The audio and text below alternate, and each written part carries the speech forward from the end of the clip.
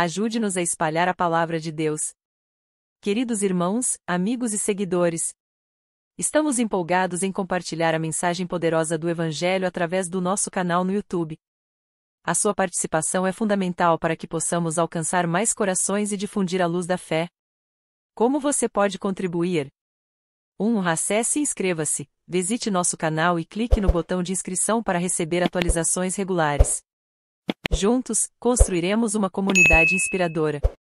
2. Compartilhe. Seja um agente de transformação ao compartilhar nossos vídeos. Cada compartilhamento é uma oportunidade de alcançar alguém em busca de esperança, conforto e bálsamos para corações carentes.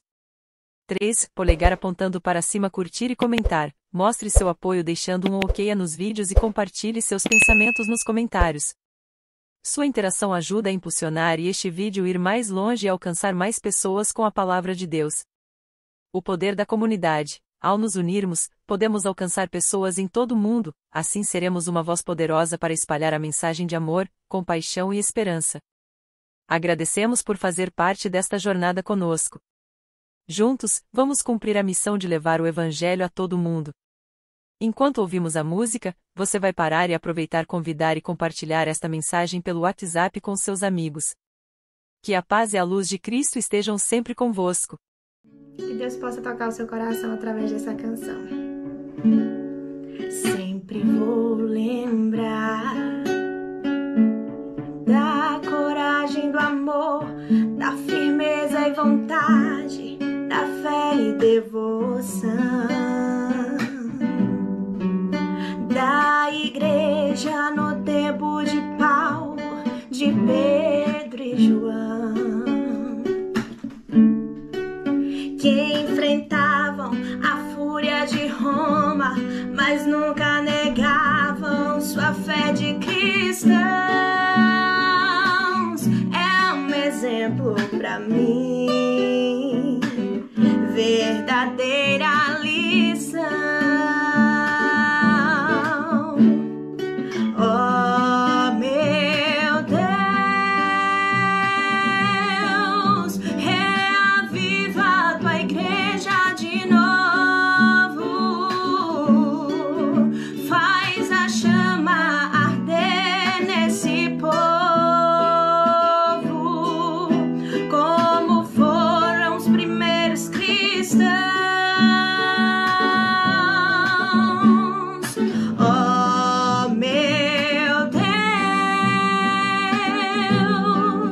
reaviva a tua igreja de novo, faz a chama arder nesse povo, começando em meu coração.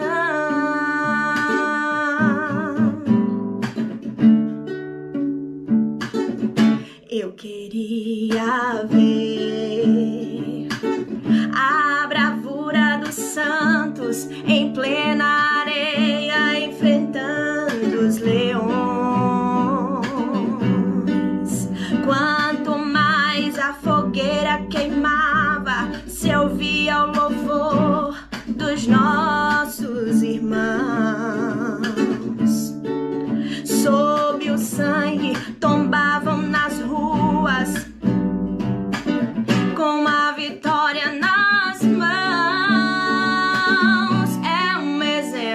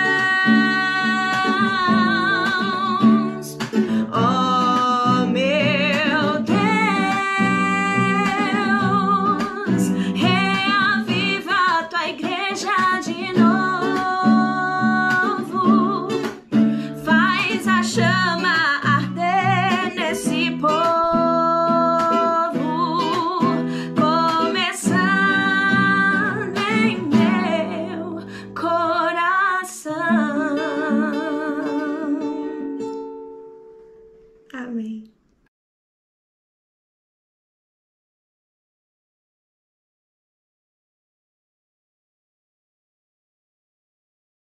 Meus irmãos, nós vamos abrir a palavra de Deus no livro de Gênesis.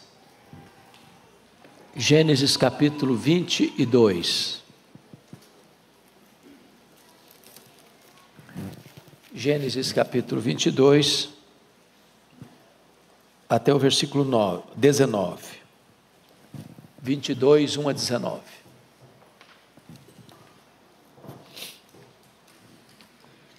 Está escrito: depois dessas coisas, pôs Deus a Abraão à prova e lhe disse: Abraão. Este lhe respondeu: eis-me aqui. Acrescentou Deus: toma teu filho, teu único filho Isaque, a quem amas, e vai-te à terra de Moriá. Oferece-o ali em holocausto sobre um dos montes que eu te mostrarei. Levantou-se, pois, Abraão de madrugada, e tendo preparado o seu jumento, tomou consigo 2 dos seus servos e a Isaque seu filho. Rachou lenha para o holocausto e foi para o lugar que Deus lhe havia indicado. Ao terceiro dia, erguendo Abraão os olhos, viu o lugar de longe. Então disse a seus servos: esperai aqui com o jumento, eu e o rapaz iremos até lá, e havendo adorado, voltaremos para junto de vós. Tomou Abraão a lenha do holocausto e a colocou sobre Isaque seu filho. Ele, porém, levava nas mãos o fogo e o cutelo. Assim caminhavam ambos juntos. Quando Isaque disse a Abraão seu pai: meu pai, respondeu Abraão: eis-me aqui, meu filho. Perguntou-lhe Isaque: eis o fogo e a lenha, mas onde está o cordeiro para o holocausto? Respondeu Abraão: Deus proverá para si, meu filho, o cordeiro para o holocausto. E seguiam ambos juntos. Chegaram ao lugar que Deus lhe havia designado. Ali edificou Abraão um altar. Sobre ele dispôs a lenha, amarrou Isaque, seu filho, e o deitou no altar em cima da lenha. E estendendo a mão, tomou o cutelo para imolar o filho. Mas do céu lhe bradou o anjo do Senhor: Abraão, Abraão. Ele respondeu: eis-me aqui. Então lhe disse: não estendas a mão sobre o rapaz e nada lhe faças, pois agora sei que temes a Deus, porquanto não me negaste o filho, o teu único filho. Tendo Abraão erguido os olhos, viu atrás de si um carneiro preso pelos chifres entre os arbustos. Tomou Abraão o carneiro e o ofereceu em holocausto em lugar de seu filho. E pôs Abraão por nome àquele lugar: o Senhor proverá. Daí dizer-se até o dia de hoje: no monte do Senhor se proverá. Então do céu bradou pela segunda vez o anjo do Senhor a Abraão e disse: jurei por mim mesmo, diz o Senhor, porquanto fizeste isso e não me negaste o teu único filho, que deveras te abençoarei, e certamente multiplicarei a tua descendência como as estrelas dos céus e como a areia da praia do mar. A tua descendência possuirá a cidade dos teus inimigos. Nelas serão benditas todas as nações da terra, porquanto obedeceste à minha voz. Então voltou Abraão aos seus servos, e juntos foram para Berseba, onde fixou residência. Você pode, por gentileza, repetir comigo, versículo 8, vamos juntos? Respondeu Abraão: Deus proverá para si, meu filho, o cordeiro para o holocausto. E seguiam ambos juntos. Agora o verso 14, toda a igreja também. E pôs Abraão por nome àquele lugar: o Senhor proverá. Daí dizer-se até o dia de hoje: no monte do Senhor se proverá. Meus amados, por muitos anos Deus estava em silêncio, sem nada a falar a Abraão. E agora Deus rompe o silêncio. E cada palavra proferida por Deus a Abraão é como uma faca que corta profundo em seu coração. Abraão já tinha passado por várias provas, mas agora ele enfrenta a maior de todas as provas, a coroa de todas as provas. Ele que havia esperado 25 anos o cumprimento da promessa para o nascimento de Isaque. Agora que Isaque é um jovem, Deus o pede em sacrifício, em holocausto. Chocamos, ficamos perplexos com essa cena, às vezes aturdidos, sem compreendermos como Deus requer algo que Ele mesmo proíbe em sua palavra, como Deus parece estar se contradizendo, como parece que a palavra de Deus está contra a palavra de Deus. Mas Deus prova Abraão para mostrar ao mundo a maior expressão de amor jamais vista e jamais comunicada. Esse texto não trata propriamente de Abraão, trata do próprio Deus.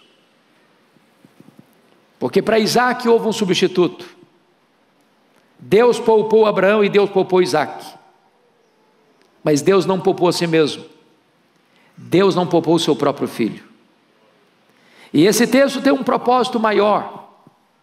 É comunicar a nós que Deus nos amou de tal maneira que deu o seu filho unigênito. Que Deus não poupou o seu próprio filho, antes por todos nós o entregou. Eu gostaria de olhar esse texto dentro de algumas perspectivas. Primeiramente, versos 1 e 2, trata da prova. E notem vocês, depois dessas coisas, pois Deus Abraão aprova. Quem está provando aqui não é o diabo, quem está provando aqui não é o mundo. Esta prova não tem nenhum outro agente senão o próprio Deus. Prova não é tentação. Tentação visa nos derrubar, a prova visa nos fortalecer. A tentação visa nos afastar de Deus, a prova visa nos aproximar de Deus. A tentação tem como propósito enfraquecer a nossa fé, a prova tem como razão tonificar os músculos da nossa alma e fortalecer a nossa fé. É curioso que quando Deus diz: Abraão, este lhe respondeu: eis-me aqui. Ele nem sabe o que é que Deus vai pedir, mas ele está pronto a obedecer. E o verso 2 é algo chocante, porque Deus diz: toma teu filho, teu único filho Isaque, a quem amas, e vai à terra de Moriá, e oferece ali um holocausto sobre um dos montes que eu te mostrarei. Aqui Deus está pedindo não algo importante, está pedindo tudo. Aqui Deus está pedindo não algo, mas alguém. E Isaque é tudo que Abraão tem. É o sonho dele, é o futuro dele, é o conteúdo da promessa que Deus fez para ele. E Deus está pedindo nada menos do que Isaque. Isso é uma prova. E a fé só tem valor quando ela é provada. Como o metal só tem valor quando passa pelo fogo. Como o soldado só pode entender a luta num campo de batalha. Ou como uma casa não pode enfrentar os vendavais da vida, a não ser que ela seja surrada pelas ondas ou pelo vento, estando ela firmada na rocha. Deus está provando Abraão. Abraão já tinha passado por provas distintas, como a prova da família, quando Deus ordenou sair do meio da sua parentela. já tinha passado pela prova da fome e fracassado no Egito, já tinha passado pela prova da cordialidade, quando ele dá oportunidade ao seu sobrinho escolher na frente dele. Abraão já tinha passado pela prova da riqueza, dispensando as riquezas de Sodoma e Gomorra. Ele tinha passado pela prova da paciência e fracassado de novo, quando ele escuta o conselho de Sara e arranja um bebê de proveito ou uma barriga de aluguel.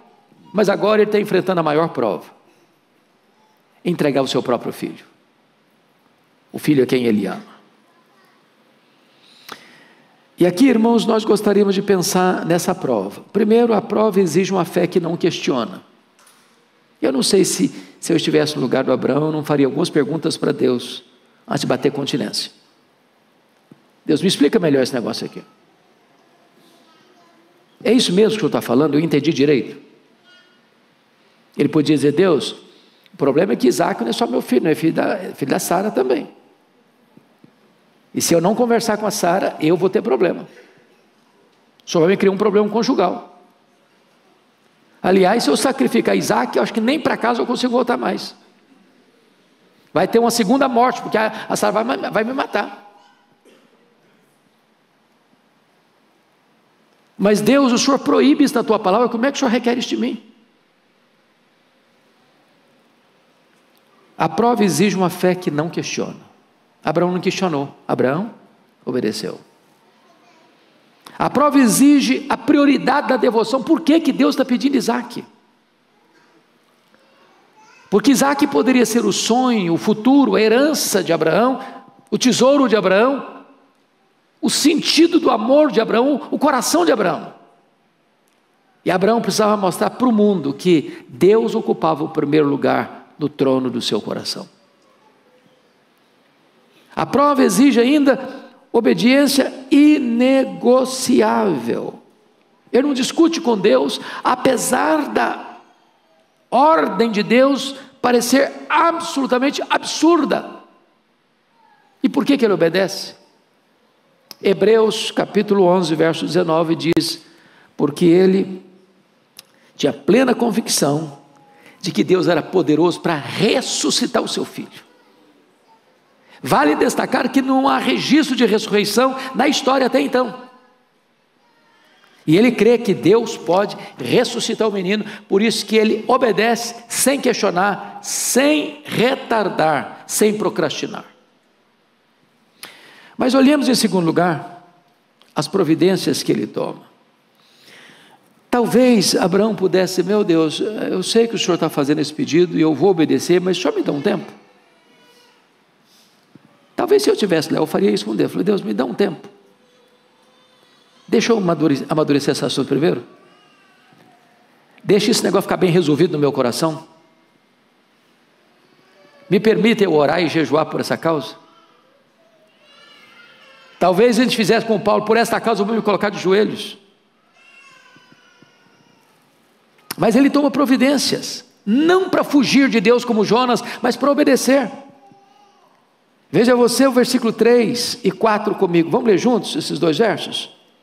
Levantou-se, pois, Abraão comigo. Levantou-se, pois, Abraão, de madrugada, e tendo preparado o seu jumento, tomou consigo 2 dos seus servos, e a Isaque seu filho, rachou lenha para o holocausto, e foi para o lugar que Deus lhe havia indicado. Ao terceiro dia, erguendo Abraão os olhos, viu o lugar de longe. Esse local ficava de Berseba a Moriá mais de 80 quilômetros, a pé, percurso de 3 dias bem andados. Ele não vai na semana que vem não, naquela mesma madrugada, ele se levanta, ele racha lenha, ele pega o jumento, chama 2 servos, pega Isaac e pé na estrada.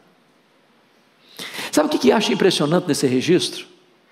É que em momento algum a Bíblia fala das emoções de Abraão. Será que ele não as teve? Será que no coração dele alguma coisa não aconteceu? Por que 3 dias? Por que tão longe?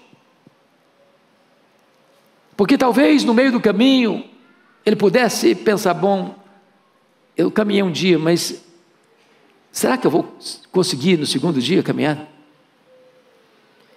Ou imagine você que Abraão está olhando para o seu filho, quando eles param, armam a tenda para passar a noite, o menino dormindo, e ele sabendo que vai sacrificar o filho, quem sabe as lágrimas rolando no rosto. Terceiro dia a viagem acontece, e de longe ele avista o monte, e de repente o coração é tentado a recuar. A Bíblia não menciona nada das emoções dele, apenas a sua pronta obediência. Pronta obediência. Mesmo quando essa obediência, ele requer dele alguma coisa que parece ser contrária à palavra de Deus. Deus não aceita sacrifício humano. Deus condenou as religiões pagãs por fazerem sacrifícios humanos. A ordem de Deus é contrária à afeição de Abraão. O filho é quem amas. A ordem de Deus era contrária ao bom senso, porque o próprio Deus havia dito que a descendência dele seria por meio de Isaque, e por meio de Isaque a descendência dele seria numerosa como as estrelas do céu, como as areias da praia. Ele obedece, quando a ordem de Deus era contrária à própria promessa de Deus. Ele obedece quando Deus não lhe dá nenhuma explicação e nenhum motivo para ir oferecer o seu filho. Ele obedece. Talvez, e a Bíblia não menciona esse fato, de nunca mais poder olhar para o rosto de Sara. Ele obedece, apesar de correr o risco, talvez, humanamente falando, de ter a reputação manchada diante dos egípcios, dos filisteus e dos cananitas. Irmãos, a obediência de Abraão é porque ele conhecia o Deus a que ele servia. E fé só é entendido quando você conhece a Deus. Portanto, você confia. Deus não erra. Quando Deus parece que está se contradizendo, Ele não está se contradizendo, é porque está criando algo muito grande, para que você tenha uma experiência muito profunda com Ele, e para que a experiência que você vai ter, reverbere na vida de muitas pessoas ao longo da história. Ou seja, a fé não exige explicações, a fé descansa nas promessas de Deus. Então vejamos a confiança dele em terceiro lugar. Você pode ler o verso 5 e 6 comigo, vamos juntos? Então, disse a seus servos: esperai aqui com o jumento, eu e o rapaz iremos até lá, e havendo adorado, voltaremos para junto de vós. Tomou Abraão a lenha do holocausto, a colocou sobre Isaque, seu filho, ele porém levava nas mãos o fogo e o cutelo. Assim caminhavam ambos juntos. Preste atenção em alguns detalhes do texto. Há um momento em que dois servos caminham, um jumento carrega a lenha. Há uma hora, entretanto, que não dá mais para os servos irem. Aquele momento só dele e só do seu filho. Os dois caminham juntos. O Isaque não era mais uma criança, porque ele tem força suficiente para carregar a lenha que o jumento vinha carregando.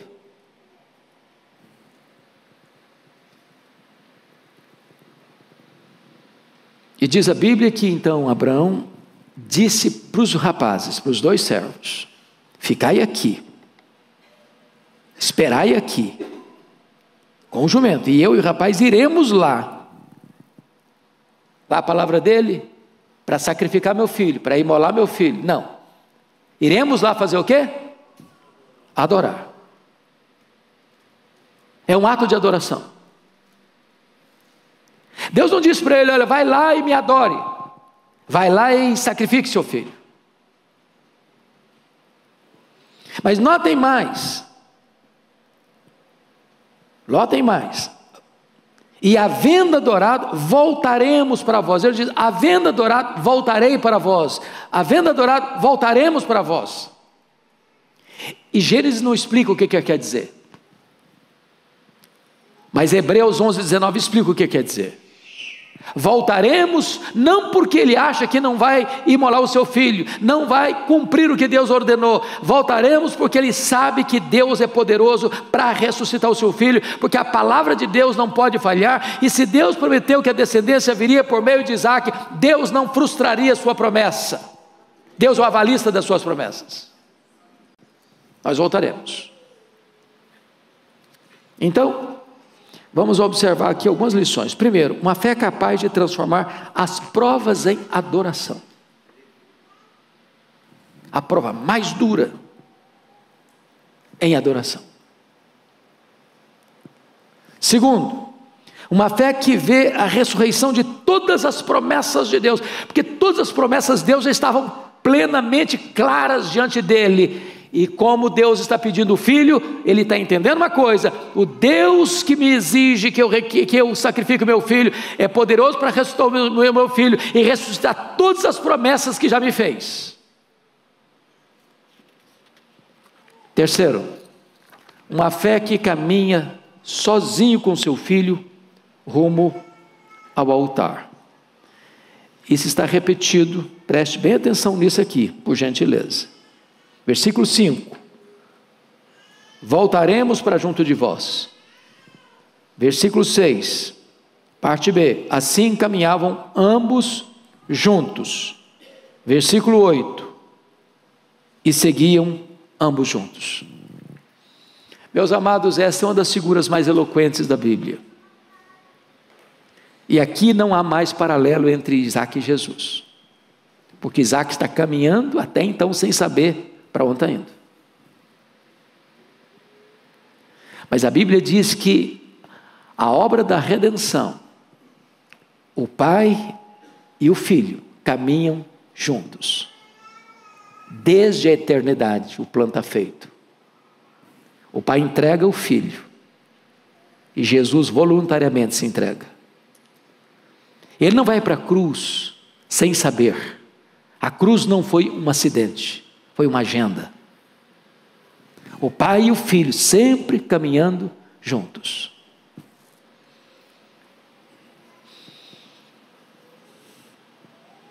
E o que eu acho impressionante aqui no texto é que Abraão não podia depender dos seus sentimentos.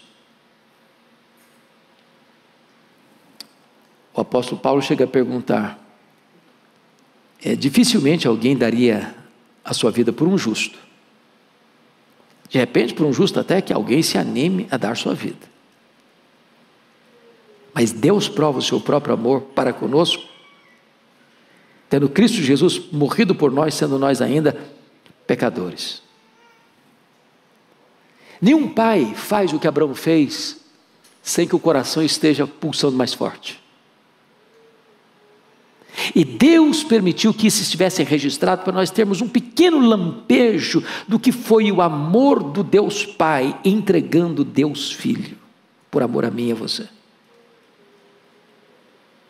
É preciso que essa experiência venha para o campo humano, para que nós entendamos o que significou a cruz do Calvário para nós. Abraão não podia depender das pessoas, os 2 servos não estavam mais com ele, Sara estava longe, é só ele e o filho. Isso representa a cruz. Abraão aprendeu a depender totalmente da promessa e da provisão de Deus. Mas me permita olhar um outro aspecto agora, que é o sacrifício, nos versos 7 a 10. Vamos ver aqui a pergunta de Isaac no verso 7. Leia comigo o verso 7, por favor. Quando Isaac disse a Abraão, seu pai: meu pai, perguntou Abraão.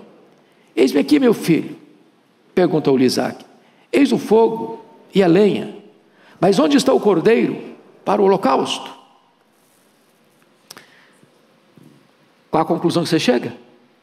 3 dias de caminhada, Abraão cumpre a ordem de Deus, mas Isaac não tem ciência do que está indo. E eu fico até imaginando, aí, criando imaginação na minha mente, quem sabe foi o primeiro passeio do Isaac com o pai, 3 dias, A Sara disse, não, tá bom meu filho, já pode ir, já está grandinho já, vai ser legal demais, vai ser um passeio maravilhoso com seu pai, conhecer lugares novos. E eu imagino o Isaac todo festeiro pela estrada fora, feliz da vida, sorrindo, brincando, celebrando, comunhão com o pai, que legal, eu estou viajando com meu pai. Primeiro dia, segundo dia, terceiro dia, tira a lenha do jumento, bota das costas do Isaac, e o Abraão não abre mão de duas coisas, o fogo e o facão, e o cutelo. E o menino fica intrigado, uai, nós vamos fazer um sacrifício? Está faltando o principal, tem lenha, tem fogo, tem cutelo, mas e o cordeiro? E o cordeiro? E a resposta de Abraão é alguma coisa extremamente fascinante. Deus proverá para si o cordeiro, meu filho. E o cordeiro já tinha sido provido antes da fundação do mundo. Porque Apocalipse 13:8 diz que o cordeiro foi morto antes da fundação do mundo. A provisão já estava feita. O substituto de fato e de verdade, que haveria de responder às necessidades do Abraão e de todos os filhos de Abraão ao longo da história, é o Cordeiro de Deus que tira o pecado do mundo. O verdadeiro substituto. Deus proverá para si, meu filho. A resposta de Abraão é que o homem de fé crê na providência divina. Ele não sabe como, mas sabe que Deus vai fazer o extraordinário. Isso é fé. E aí chega o verso de número 9, que eles estão subindo uma encosta, é o Monte Moriá, onde está o templo, estava o templo de Jerusalém. Leia o 9 comigo, por favor. Chegaram, vamos juntos? Chegaram ao lugar que Deus lhe havia designado. Ali edificou Abraão um altar, sobre ele dispôs a lenha, amarrou Isaque, seu filho, e o deitou no altar, em cima da lenha. Esse texto para mim é quase incompreensível, a não ser que uma conversa tenha tido pai e filho. Porque o Abraão, essas alturas, já é um homem bem idoso. Porque a Bíblia diz que quando Isaque nasceu, o corpo dele já estava amortecido. É bem verdade que ele viveu depois mais 75 anos. Mas a lógica humana traz-nos a ideia que um rapaz que carrega um feixe de lenha nas costas deve ter mais força física do que um pai centenário, mais que centenário. Logicamente, nenhum rapaz se deixa amarrar passivamente, sem se espernear, sem sair correndo, sem fugir, sem ir à próxima delegacia fazer uma queixa, crime contra o pai.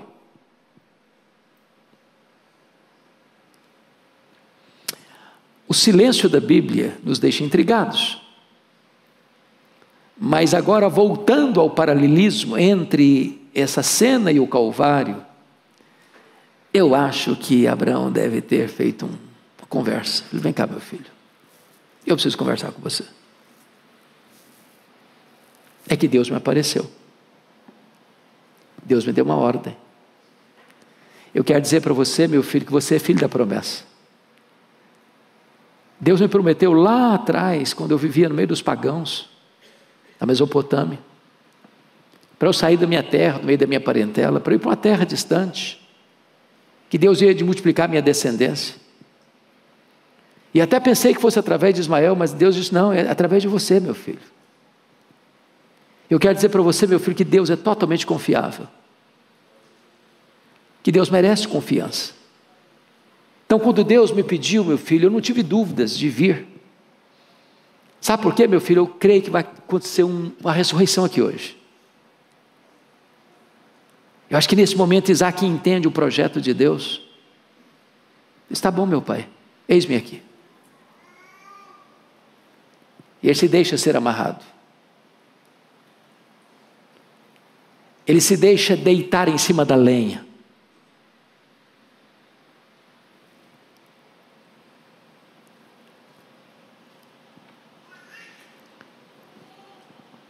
Esse gesto de Abraão é uma loucura sem fé. Esse gesto de Abraão seria um crime hediondo e não uma demonstração de confiança no Deus da provisão. Abraão entrega o filho do seu amor, Abraão entrega o filho da promessa,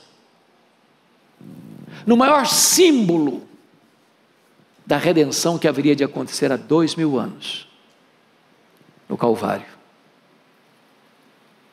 Quando Deus não poupou o seu próprio filho, mas por todos nós o entregou. E aí vem o outro ponto desta mensagem, que é o aparecimento do substituto. Você lê, por gentileza, verso 11 e 12 comigo, vamos começar no 11, vamos juntos? Mas do céu lhe bradou o anjo do Senhor: Abraão, Abraão! Ele respondeu: eis-me aqui. Então lhe disse: não estendas a mão sobre o rapaz e nada lhe faças, pois agora sei que temes a Deus, porquanto não me negaste o filho, o teu único filho. Quando Deus apareceu para Abraão lá em Berseba, Deus diz: Abraão, só um nome. Na hora que a mão está estendida e o cutelo afiado vai descer, Deus foi mais enfático: Abraão, Abraão! Não faças nenhum mal ao menino.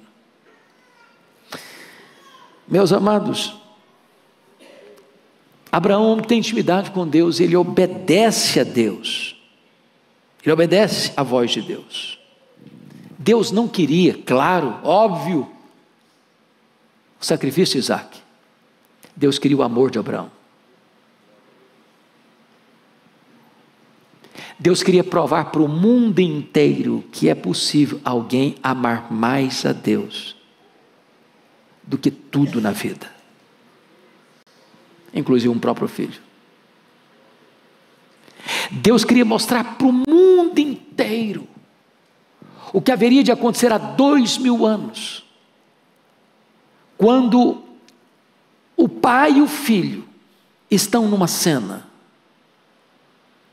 e o pai não pode poupar o filho, e o filho a si mesmo se entrega ao propósito do pai, e o próprio pai é quem aciona o cutelo da lei contra o seu filho, sem que houvesse no Calvário nenhum cordeiro substituto. Esse texto existe exatamente para isso, para nos mostrar o drama do Calvário e a singularidade do amor de Deus por você e por mim. Para Isaac teve um substituto, para Jesus não teve. Deus poupou Abraão, Deus poupou Isaac, Deus não poupou a si mesmo, Deus não poupou o seu próprio filho. Tudo isso por amor a você, por amor a mim. Então, vamos caminhar para um outro ponto, que é o monumento da provisão, nos versos 13 e 14. Vamos ler juntos de novo, 13 e 14? Tendo Abraão erguido os olhos, viu atrás de si um carneiro, preso pelos chifres, entre os arbustos. Tomou Abraão o carneiro e ofereceu holocausto em lugar de seu filho. E pôs Abraão por nome aquele lugar: o Senhor proverá. Daí dizer-se até o dia de hoje: no monte do Senhor se proverá. E aqui acontece pela primeira vez a revelação deste nome de Deus, que brota da boca de Abraão: Jeová Jiré. Deus proverá.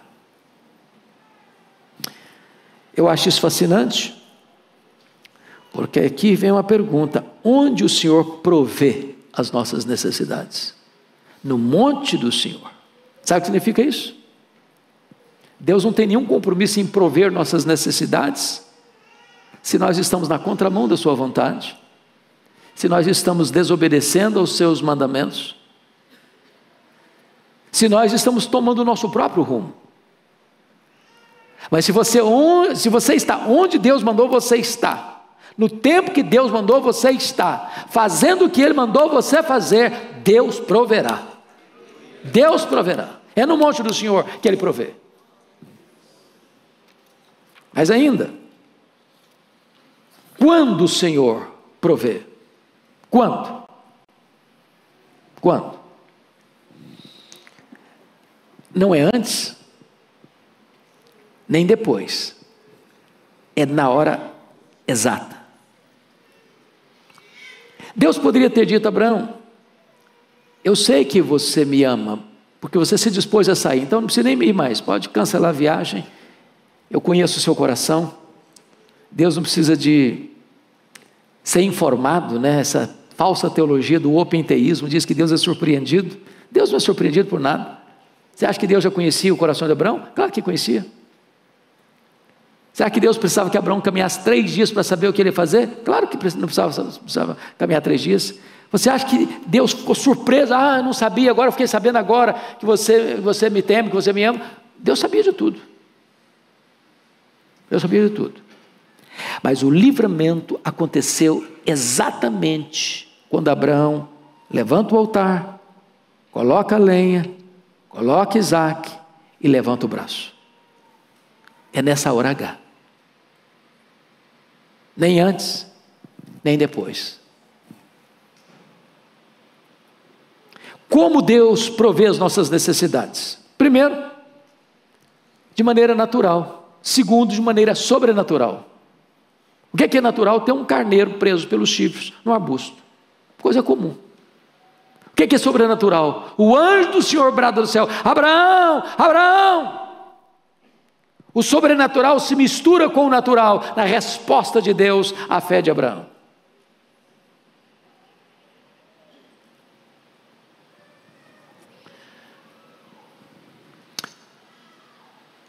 Fazendo uma aplicação mais no outro contexto.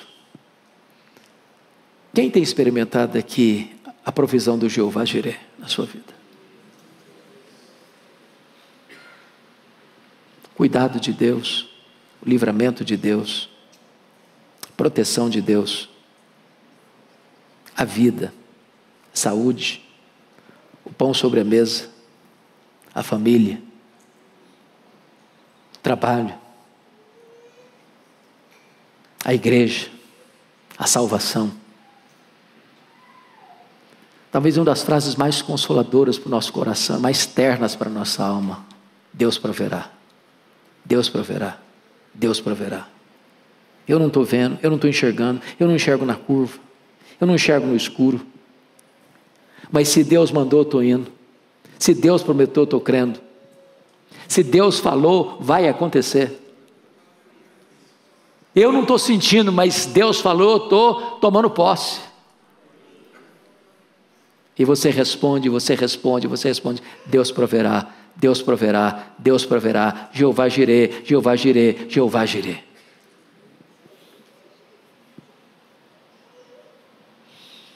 Concluindo, o resultado de tudo isso é uma promessa renovada a Abraão, dos versos 15 a 18. Em primeiro lugar, a origem da promessa, veja o verso 15 comigo. Então do céu bradou pela segunda vez o anjo do Senhor a Abraão. Note vocês aí que o anjo está em maiúscula. E aqui não é um anjo, é o anjo. É a figura da segunda pessoa da Trindade. De onde procede esta promessa? Versículo 15. Do céu, do alto, de Deus. Qual o juramento dessa promessa? Versículo 16. E disse: jurei por mim mesmo, diz o Senhor, porquanto fizeste isso e não me negaste o teu único filho. É curioso que Deus proíbe juramento, e agora Deus jura, e não tendo ninguém maior do que Ele para jurar, jura por si mesmo. Deus está hipotecando a sua palavra, Deus está empenhando a sua honra nesse juramento. E qual é o conteúdo desse juramento? Vamos dar uma olhadinha no versículo 17 e 18. Você pode ler comigo, por gentileza? Vamos juntos? Que deveras te abençoarei e certamente multiplicarei a tua descendência como as estrelas dos céus, como a areia na praia do mar. A tua descendência possuirá a cidade dos seus inimigos, e nela serão benditas todas as nações da terra, porquanto obedeceu a minha voz. Certamente, certamente, multiplicarei a tua descendência. E de que ele está falando? Qual é a descendência de Abraão, que vai ser comparada na Bíblia como as estrelas do céu e as areias da praia? Não é apenas a nação de Israel, porque os descendentes de Abraão, segundo o sangue, é a nação de Israel. De Abraão vem Isaac, de Isaac vem Jacó, de Jacó vem as 12 tribos, das 12 tribos vem Judá, de Judá vem o Messias.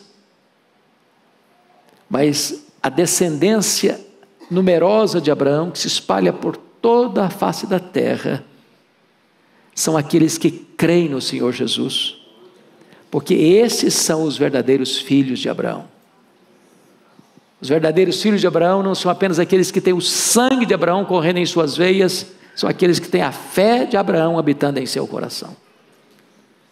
Você e eu aqui hoje somos cumprimento dessa promessa de Deus.